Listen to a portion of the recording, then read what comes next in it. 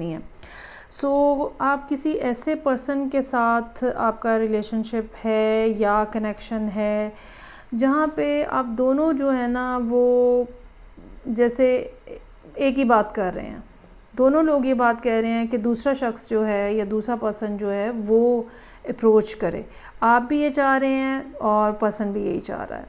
अच्छा, इसमें रीज़न ये हो सकती है कि आपको शायद लगता हो कि आपने जितनी भी एफ़र्ट्स करनी थी आपने वो कर ली हैं, और दूसरा पर्सन जो है समहाउ वो ये समझता है कि आप ज़्यादा स्ट्रॉन्गर एनर्जी के साथ हैं,